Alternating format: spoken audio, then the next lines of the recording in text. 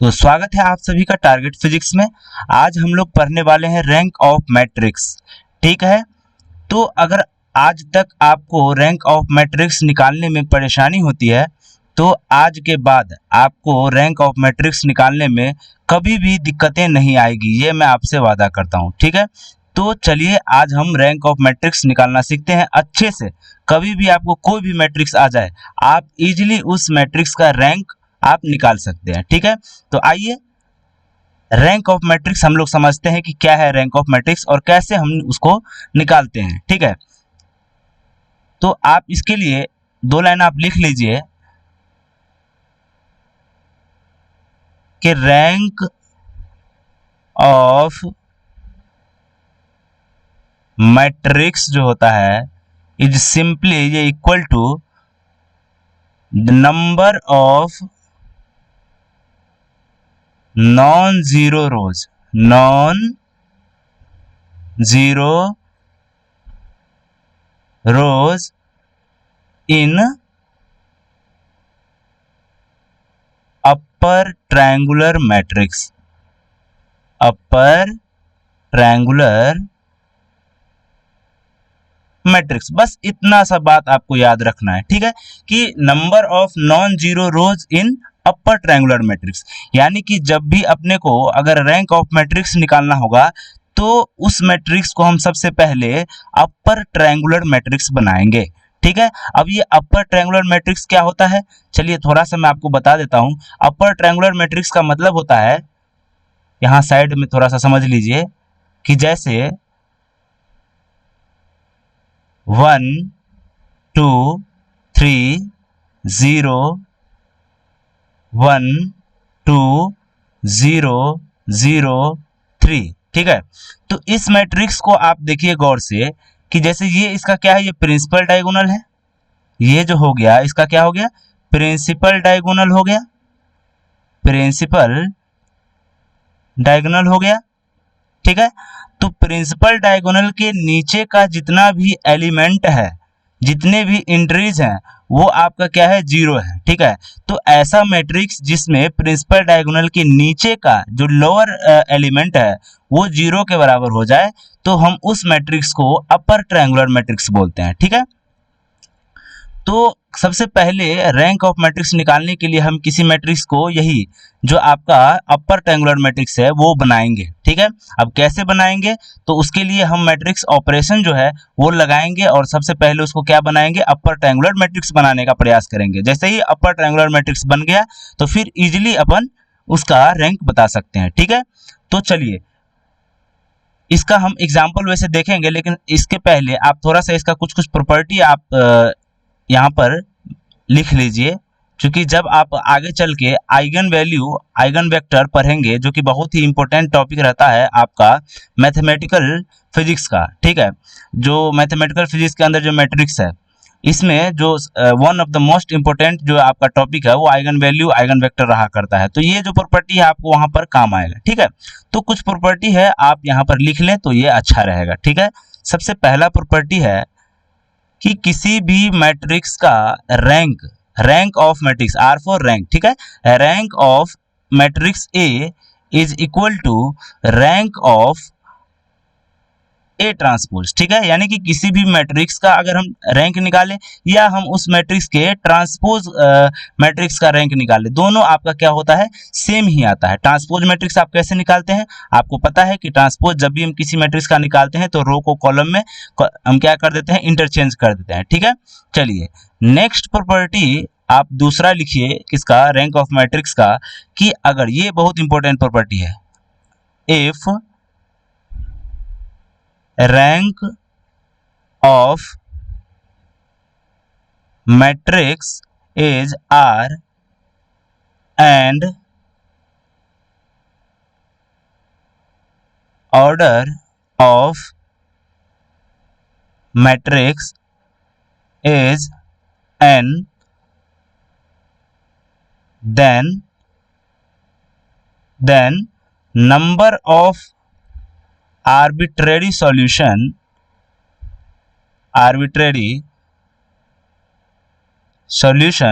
जिसको letter suppose हम के बोल देते हैं, तो वो आपका जो है वो n माइनस आर के बराबर हो जाता है।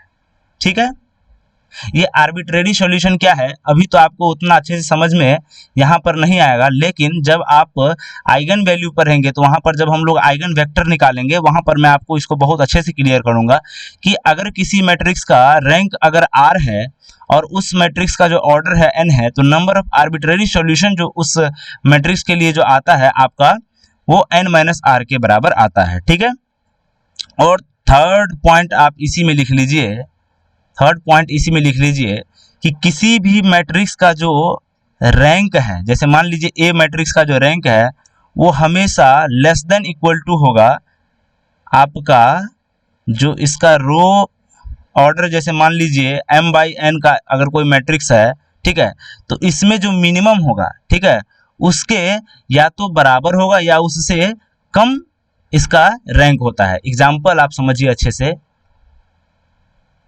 थर्ड प्रॉपर्टी का एग्जाम्पल समझिए नेक्स्ट स्लाइड पे। एग्जाम्पल समझिए, थर्ड प्रॉपर्टी को पहले समझ लेते हैं कि जैसे कोई मैट्रिक्स है अपना, मान लीजिए ये 1 2 2 3, ठीक है, तो ये मैट्रिक्स 2 बाई 2 का मैट्रिक्स है। ठीक है, 2 बाई 2 का ये मैट्रिक्स है। ठीक है, एक और मैट्रिक्स लेते हैं 1 2 3 0 1 3 0 2 4, एक ये मैट्रिक्स लेते हैं। ठीक है, तो ये मैट्रिक्स कितना का हो गया आपका 2 बाई 3 का हम लेना चाह रहे थे, तो चलिए एक एलिमेंट इसमें से हम इसको हटाते हैं। ठीक है, चलिए ये जो आपका मैट्रिक्स हो गया ये हो गया आपको 2 बाई 3 का। ठीक है, 2 बाई 3 का। तो थर्ड प्रॉपर्टी में मैंने क्या कहा है कि जो रैंक ऑफ मैट्रिक्स होता है, जैसे अगर हम इस मैट्रिक्स के रैंक की बात करें, इस मैट्रिक्स के अगर हम रैंक की बात करें, ठीक है, तो वो मैंने कहा है कि लेस देन इक्वल टू होगा किसके, मिनिमम ऑफ m और n के। ठीक है, यानी कि यहाँ पर जैसे m क्या है, m अगर बात करें तो ये 2 है और n जो है ये 2 है, तो यहाँ पर तो दोनों सेम ही हो गया, इसीलिए मैंने सेकेंड मैट्रिक्स लिया है। जैसे मान लीजिए ये m है और ये क्या है, n है, तो मैंने कहा है कि मिनिमम m और n में मिनिमम कौन है, ठीक है, ये आपका 2। ठीक है, 2 जो है मिनिमम है, तो जो रैंक ऑफ मैट्रिक्स है वो इस 2 के या तो बराबर हो सकता है या इससे कम होगा, ये 3 के बराबर नहीं हो सकता, 2 से ज़्यादा इसका रैंक नहीं हो सकता। मेरे कहने का मतलब ये था थर्ड प्रॉपर्टी की अगर हम बात करें तो। ठीक है, चलिए अब कुछ क्वेश्चंस देखते हैं जिसमें हम रैंक निकालना सीखेंगे। ठीक है, क्वेश्चन जैसे अगर आपसे बोला जाता है कि फाइंड रैंक ऑफ मैट्रिक्स, कोई मैट्रिक्स आपको दे दिया गया जैसे -1 1 1 -1। ठीक है, चलिए तो हम इसका क्या करते हैं, सबसे पहले रैंक निकालना सीखते हैं। मैंने कहा है कि अगर किसी भी मैट्रिक्स का आप रैंक निकालना चाहते हैं तो सबसे पहले आप उस मैट्रिक्स का क्या करें, उस मैट्रिक्स को अपर ट्रायंगुलर बनाएं। ठीक है, तो जैसे मान लीजिए लेट अस सपोज कोई ए मैट्रिक्स अपने को दिया हुआ है -1 1 1 -1। ठीक है, तो हम सबसे पहले इस मैट्रिक्स को अपर ट्रायंगुलर बनाएंगे। अपर ट्रायंगुलर के लिए क्या होता है कि ये जो डायगोनल जो प्रिंसिपल डायगोनल है उसके नीचे का एलिमेंट क्या होना चाहिए था, 0, जबकि ये क्या है 1 है, तो हम इस 1 को 0 बनाना चाहते हैं।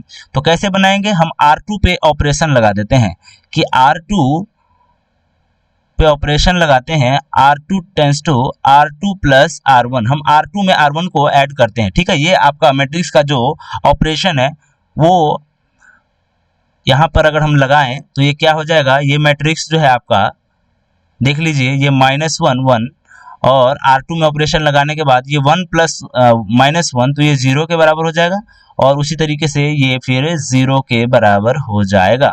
ठीक है, तो ऑपरेशन लगाने के बाद ये जो मैट्रिक्स था अपना ए, वो अब जाकर क्या बन चुका है, ये आपका अपर ट्रायंगुलर मैट्रिक्स बन चुका है। ठीक है, तो अपर ट्रायंगुलर तो अपन बना चुके हैं। इसके बाद मैंने कहा है कि जो रैंक ऑफ मैट्रिक्स होता है वो इस अपर ट्रायंगुलर मैट्रिक्स में नॉन जीरो कितने रो हैं उसके बराबर होता है। ठीक है, जैसे इस मैट्रिक्स में अगर हम बात करें, ये अपर ट्रायंगुलर मैट्रिक्स में जो नॉन जीरो रोज है, तो ये जो रोज है ये तो 0 रोज हो गया। इसमें देखते हैं ऑल एलिमेंट क्या है, ये 0 के बराबर है। इस रो की अगर बात करें तो एक रो इसमें मुझे ऐसा दिख रहा है जो नॉन जीरो के बराबर है ना, -1 है 1 है, अगर 0 1 होता फिर भी ये नॉन जीरो होता, ठीक है, मतलब ऑल जीरो नहीं होना चाहिए, ठीक है, नॉन जीरो का मतलब वो। तो पहला जो रोज है वो हमें दिखाई दे रहा है कि ये आपका नॉन जीरो रोज है। तो इसके अगर हम रैंक की बात करें, इसके अगर हम रैंक की बात करें तो ये 1 के बराबर होगा, ठीक है। चलिए थर्ड प्रॉपर्टी भी हम इसी में यूज करके उसको भी समझ लेते हैं। थर्ड प्रॉपर्टी जैसे मैंने कहा था, थर्ड प्रॉपर्टी नहीं सेकंड प्रॉपर्टी मैंने जो कहा था कि आर्बिट्रेरी सॉल्यूशन वाला, तो इसके अगर हम आर्बिट्रेरी सॉल्यूशन निकालना चाहे, आर्बिट्रेरी सॉल्यूशन वाला प्रॉपर्टी हम इसमें यूज करके आपको समझाने का प्रयास करते हैं। जो arbitrary solution k is equal to n minus R होता है, ठीक है। तो कहने का मतलब इसका n कितना है, जैसे ये 2/2 का मैट्रिक्स है तो ये इसका ऑर्डर 2 है ना, 2 इसका क्या है ऑर्डर है, तो ये 2 के बराबर, और ये रैंक आपका 1 है, ठीक है। तो arbitrary solution n minus R के बराबर, तो ये 2 माइनस 1 इज इक्वल टू 1। कहने का मतलब कि इस मैट्रिक्स का एक जो है आर्बिट्रेरी सॉल्यूशन हम होगा। अगर आइगन वेक्टर हम पढ़ेंगे, जहां पर आइगन वैल्यू हम लोग डिस्कस करेंगे, वहां पे आपको बहुत अच्छे से समझ में आएगा कि ये प्रॉपर्टी कितना अच्छे से हम इस्तेमाल करते हैं वहां पर, ठीक है। एक और मैट्रिक्स समझते हैं, रैंक निकालना उसमें। क्वेश्चन नंबर 2, जैसे अगर आपसे बोला जाता है कि कोई ए मैट्रिक्स है, ए मैट्रिक्स आपको दिया गया है 1 2 3, इसके बाद 2 5 7, क्वेश्चन में ले लेता हूं 2 5 7 3 6 10, ओके। चलिए ये आपका कोई मैट्रिक्स है, आपको बोला गया कि फाइंड रैंक ऑफ मैट्रिक्स, ठीक है। इस मैट्रिक्स से आपको रैंक निकालना है। चलिए बनाइए, आप लोग भी मेरे साथ बनाइए फटाफट। मैंने बोला था कि इस मैट्रिक्स का सबसे पहले हम क्या करेंगे, अपर ट्रायंगुलर मैट्रिक्स बनाएंगे। तो ये तो अपर ट्रायंगुलर अभी नहीं है, क्योंकि इसके जो प्रिंसिपल डायगोनल है उसके नीचे का जो एलिमेंट है वो 0 के बराबर अभी नहीं है। तो हम सबसे पहले इसको क्या बनाएंगे, अपर ट्रायंगुलर बनाएंगे। तो कैसे बनाएंगे अपर ट्रायंगुलर, जैसे ये आपका मैट्रिक्स 1 2 3 2 5 7 3 6 10, ठीक है। तो हम सबसे पहले इसको क्या करेंगे, अपर ट्रायंगुलर बनाएंगे। कैसे बनाएंगे, तो हम R2 को लगाते हैं ये 2R1, R2 ये जो 2 है इसको हम पहले 0 बनाने का प्रयास करते हैं। तो हम क्या किए कि जो दूसरा रो है उसमें से इस फर्स्ट रो को 2 से मल्टीप्लाई करके और क्या कर दिए, घटा दिए, तो ये 2 माइनस 2 इक्वल टू 0 बन जाएगा, ठीक है। तो वही हम सोच के, जो ऑपरेशन होता है बहुत सोच समझ के आपको अपना जो दिमाग है वो लगा के और ये लगाना होता है, ठीक है, ऑपरेशन। तो ये जो बन जाएगा आपका, ये फर्स्ट रो तो सेम 1 2 3 के बराबर, ये जो है ये 2 था आपका, ठीक है, ये 2 था, तो ये जो हो जाएगा वो 0 हो जाएगा ये। इसके बाद ये 5 माइनस 2 इंटू 2 तो हो जाएगा 1। उसी तरीके से ये 7 माइनस 3 इंटू 2 तो ये हो जाएगा आपका 1 के बराबर, ठीक है। इसके बाद थर्ड रो तो अभी सेम है 3 6 10 के बराबर। फिर हम एक ऑपरेशन लगाते हैं इसमें कि 3 है ये, तो हम 3 को 0 बनाना चाहते हैं। तो क्या कर सकते हैं, इस 3 में से इसको 3 बना के घटा देते हैं। तो इसको 3 कैसे बनाएंगे, तो R3 tense to R3 minus 3R1 करते हैं, यानी कि R1 को 3 से मल्टीप्लाई करके घटा देते हैं। तो ऑपरेशन हम इसमें लगाएंगे R3 tense to R3 minus 3R1, ठीक है। तो ये जो मैट्रिक्स बन जाएगा आपका वो कुछ ऐसे बनेगा, ऐसे बनेगा 1 2 3 0 1 1, और इसके बाद ये हो जाएगा 0 3R1 करते जाना है, तो ये भी हो जाएगा फिर से 0 6 माइनस 6 हो जाएगा, फिर 10 माइनस 9 तो ये 1 हो जाएगा। अब ये जो मैट्रिक्स है आपका ये अपर ट्रायंगुलर मैट्रिक्स बन चुका है। तो मैंने कहा था कि अगर अपर ट्रायंगुलर मैट्रिक्स बन गया, इसके बाद आपको नॉन जीरो रोज देखना है। तो देखिए ये भी नॉन जीरो रोज है, तो एक आपको यहाँ से, फिर ये भी नॉन जीरो तो 2, और ये भी नॉन जीरो तो ये 3। तो रैंक जो इस मैट्रिक्स का आया वो 3 के बराबर आया। ठीक है, तो आप इस तरीके से किसी भी मैट्रिक्स का रैंक निकाल सकते हैं। सिंपली अपर ट्रायंगुलर मैट्रिक्स आप बनाइए और इसके बाद उसमें नॉन जीरो रोज कितने हैं आप काउंट कर लीजिए, वही उस मैट्रिक्स का क्या हो जाएगा, रैंक हो जाएगा। चलिए, थैंक यू। और इसी तरीके से आप देखते रहें और सीखते रहें। मैथमेटिकल फिजिक्स का और भी बहुत सारा टॉपिक है जो मैं कवर करने वाला हूँ, तो आप बस बने रहें। चलिए, थैंक यू।